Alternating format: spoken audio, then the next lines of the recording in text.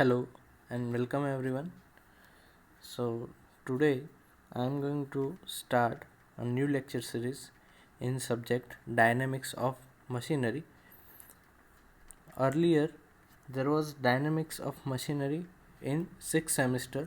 Now it has come to 5th semester in GTU for BE Mechanical Engineering students. So, there is some difference in the syllabus between both. Now, let us first discuss the syllabus in this subject and dynamic force analysis of mechanism. This is the first chapter which I am going to take.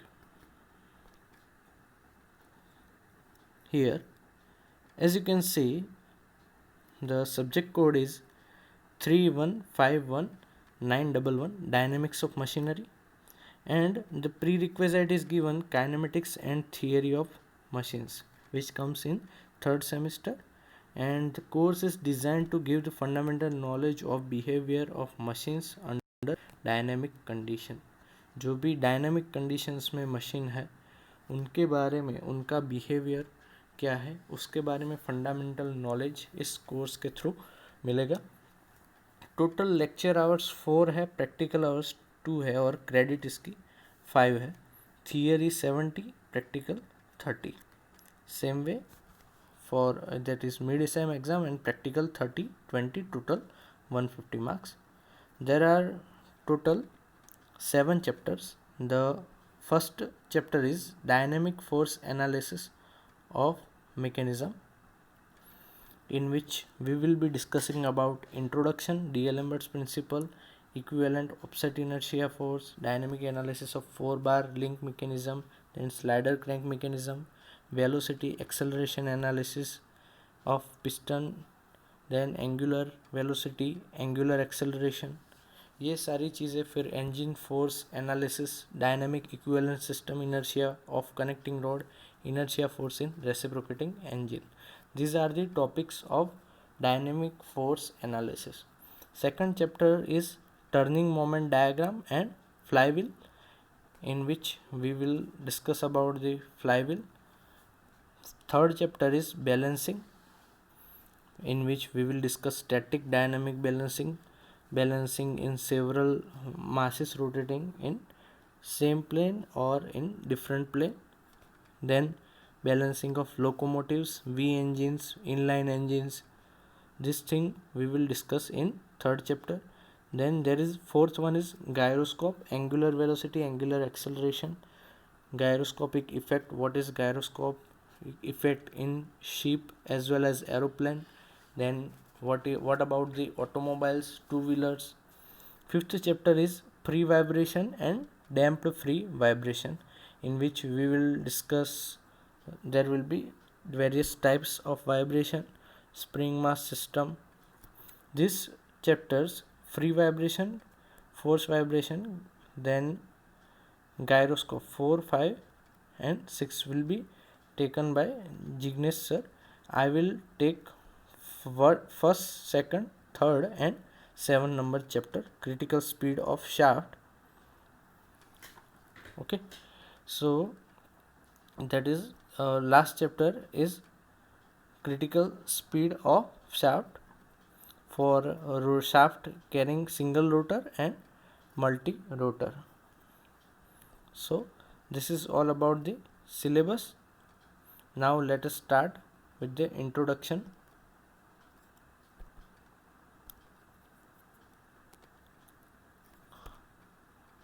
So the book you can refer is Theory of Machine by S.S. Ratan.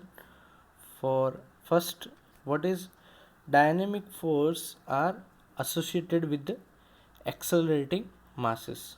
As we know that acceleration comes, then dynamic force comes. Dynamic force means there is, suppose there is a object, now it is moving with velocity or angular acceleration a. So what will happen? There will be inertia force acting in the opposite direction, which will be equal to m into a. That will be the driving equal and opposite to the force acting to this side. So this is our inertia force, which will be acting in the opposite direction. These are the dynamic force. Dynamic means when the object is in moving condition, there is acceleration on the object.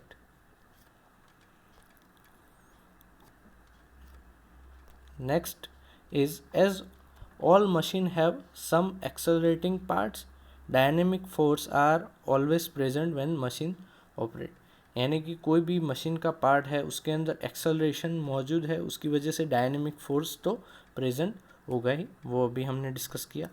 फिर in situation where dynamic force are dominant और comparable with magnitude of external force and operating speeds are high, dynamic analysis has to be carried out.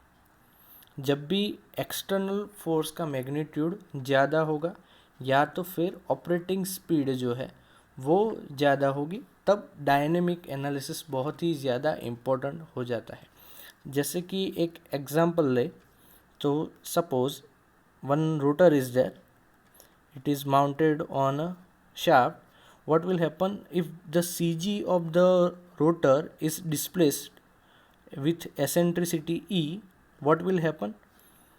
There will be the unbalance in rotor motion.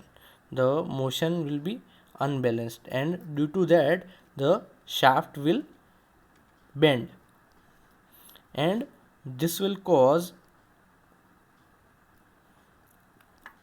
the unbalanced force, and that's why the dynamic force analysis becomes important. Next topic is, for example, in case of a rotor which rotates at speed more than 80,000 rpm, even slightest eccentricity of center of mass from axis of rotation produce very high dynamic force. यानी कि अगर F is equal to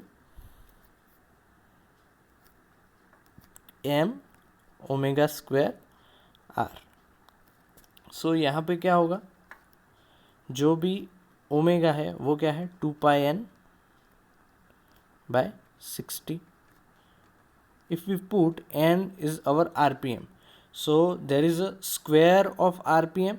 So this centrifugal force Fc will be very high in the case of rotor rotating with speed.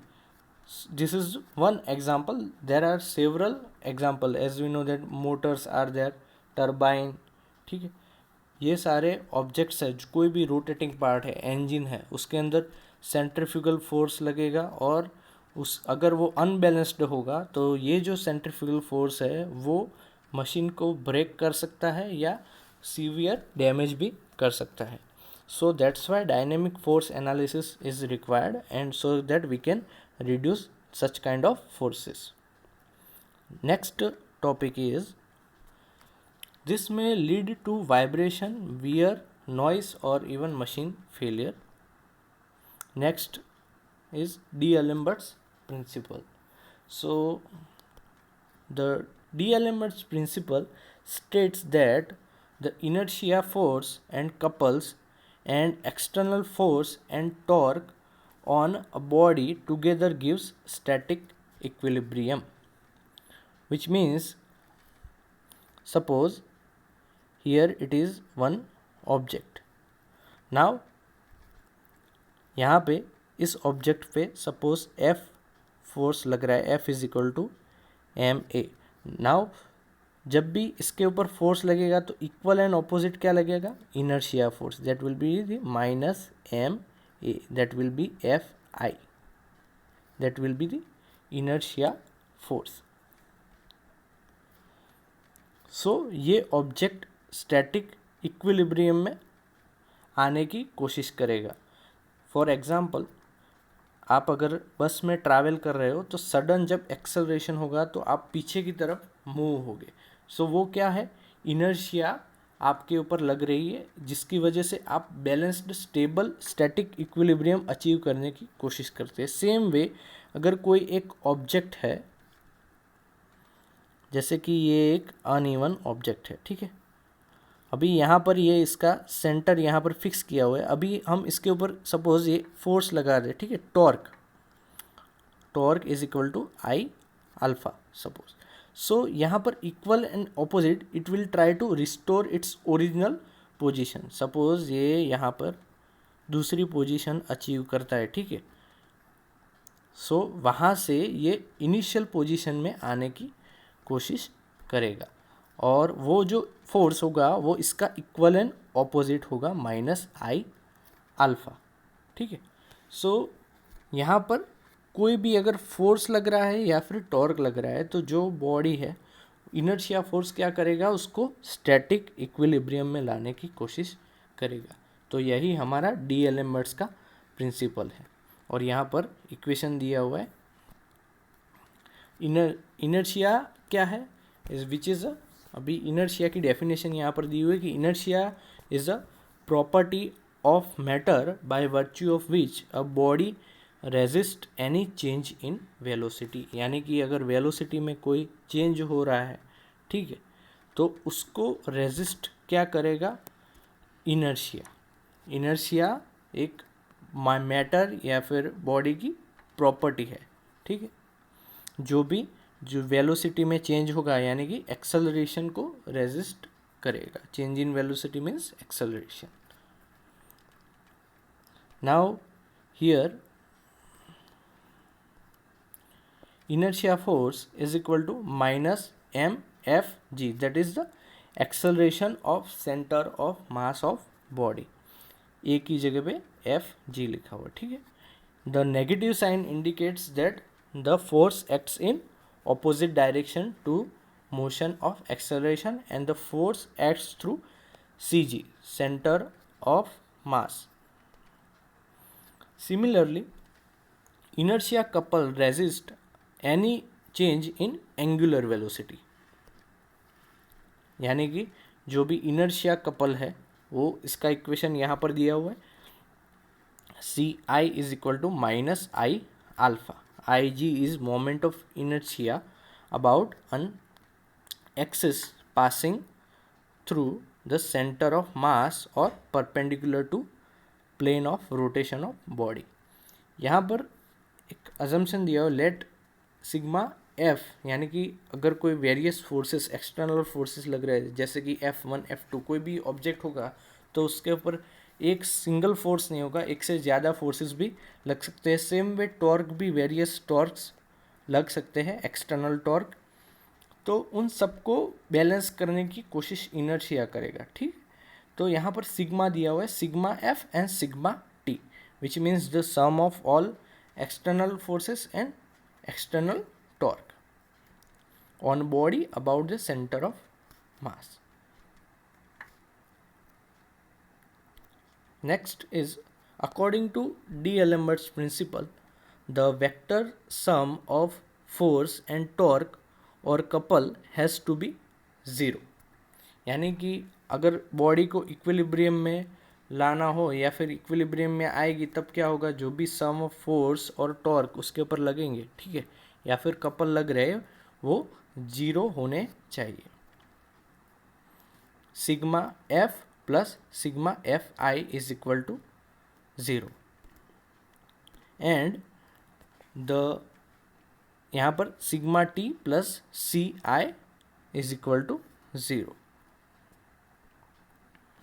जो भी external force लग रहे हैं, ठीक है, और जो भी इनर्शिया फोर्स, उन दोनों का सम करेंगे, क्योंकि जो भी एक्सटर्नल फोर्स है उसको बैलेंस करेगा इनर्शिया फोर्स, एक्सटर्नल टॉर्क को बैलेंस करेगा इनर्शिया टॉर्क। सेम वे तो उन दोनों का सम करेंगे, एक प्लस है एक माइनस है, तो इक्वल टू 0 होना चाहिए। This equations are similar to equation of a body in static equilibrium. जो भी बॉडी अगर स्टैटिक इक्विलिब्रियम में है तो उसके ऊपर जो एक्सटर्नल फोर्सेस लग रहे हैं वो 0 होंगे, फिर टॉर्क जो लग रहा होगा वो भी 0 होगा। This suggest that the first The magnitude and direction of inertia force and couple can be determined, after which they can be treated just like static load on mechanism. Magnitude और direction inertia force और couple की हम find कर सकते हैं, और उनको find करने के बाद जो भी स्टैटिक लोड मैकेनिज्म थे उनकी तरह हम उसको ट्रीट कर सकते हैं. Thus, a dynamic analysis problem is reduced to one requiring static analysis. यानी कि हमने डायनेमिक प्रॉब्लम जो हमारा था जिसकी वैल्यू पर्टिकुलरली चेंज हो रही थी, changes with the time, that means the dynamic, and static means that is static for that particular time. So हमने क्या किया, जो भी डायनेमिक डेटा थे उसको हमने स्टैटिक में कन्वर्ट किया. ठीक है, तभी हम उसको अप्लाई कर सकते हैं. तो ये था d'Alembert's principle. Next topic is equivalent offset inertia. In plane motion involving acceleration, inertia force acts on a body through its center of mass. ये हम जानते हैं कि कोई भी प्लेन मोशन है इन्वॉल्विंग एक्सेलरेशन, इनर्शिया फोर्स कहाँ पर एक्ट करेगा, through centre of mass. However, if the body is acted upon by force such that their resultant does not pass through center of mass, a couple acts on body. अगर जो भी resultant force लग रहा है कोई भी body के ऊपर, ठीक है, अगर वो उसके सेंटर ऑफ मास में से पास नहीं होगा तो क्या होगा, there will be the one force will be the resultant force and other will be inertia force, and that will cause the couple effect. So in graphical solution it is possible to replace inertia force and inertia couple by equivalent offset inertia force, यानी कि which can account for both. यानी कि graphical solution के अंदर हम replace कर सकते हैं इनर्शिया फोर्स और इनर्शिया कपल को by equivalent offset inertia force. This is done by displacing the line of action of inertia force from centre of मास. जो भी इनर्शिया फोर्स है अगर वो सेंटर ऑफ मास से डिस्प्लेस्ड है तभी हम ये कर सकते हैं. द परपेंडिकुलर डिस्टेंस और h of the force from the center of mass is such that the torque so produced is equal to the inertia couple acting on body. जो भी परपेंडिकुलर डिस्टेंस h है force का from centre of mass, वो कैसा है कि जो भी टॉर्क प्रोड्यूस होगा वो इनर्शिया कपल के इक्वल होगा. जैसे कि यहाँ पर दिया हुआ है, जो भी torque initiated is equal to couple और फ्रॉम इनर्शिया फोर्स. जो भी टॉर्क होगा यहाँ पर सपोज ये बॉडी है, ठीक है, अभी यहाँ पर ये इसका सी जी है, सी जी से सपोज इनर्शिया फोर्स यहाँ पर h डिस्टेंस पे लग रहा है, इनर्शिया फोर्स सपोज यहाँ पे लग रहा है. सो ये h डिस्टेंस पे है, F I inertia force. So उसकी वजह से वो कपल फॉर्म करेगा. Couple is equal to F force into perpendicular distance. So यहाँ पे h वो जो भी टॉर्क क्रिएट होगा वो इक्विवेलेंट टू इनर्शिया कपल होगा. सो यहाँ पर ऑफसेट डिस्टेंस जो भी परपेंडिकुलर डिस्टेंस है वो हम फाइंड कर सकते हैं, जहाँ पर सी आई और एफ आई की वैल्यू हमको मालूम है. सी आई क्या है, that is inertia torque and F I is inertia force. So ये दोनों इक्वेशन हमको मालूम है. आई उसके लिए क्या होगा, एम के स्क्वायर, और यहाँ पर तो एम इंटू एफ जी है ही. H is taken in such a way that the force produce a moment about center of mass which is opposite in sense to angular acceleration. H की value decide इस तरीके से होगी कि जो भी फोर्स प्रोड्यूस होगा a moment about centre of mass, वो मोमेंट प्रोड्यूस करेगा सेंटर ऑफ मास के around, which is opposite in sense to angular acceleration. So ये था equivalent offset inertia force. Next is dynamic analysis of 4 link mechanisms.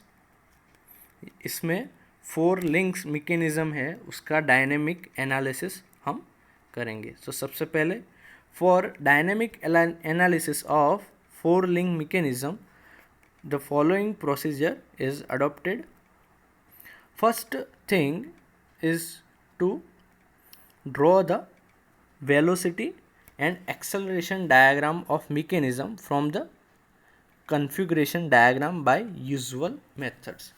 यानी कि जो kinematics and theory of machine subject था उसके अंदर जो भी वेलोसिटी एंड एक्सेलरेशन डायग्राम हम ड्रॉ करते थे, क्लेन्स कंस्ट्रक्शन हो गया, ठीक है, या फिर दूसरी मेथड से उससे हम ड्रॉ करते थे कॉन्फ़िगरेशन डायग्राम। सेम वे जो भी यहाँ पर फोर्स एनालिसिस करना है उसके लिए हमको क्या करना पड़ेगा, सबसे पहले कॉन्फ़िगरेशन डायग्राम प्रिपेयर करना पड़ेगा।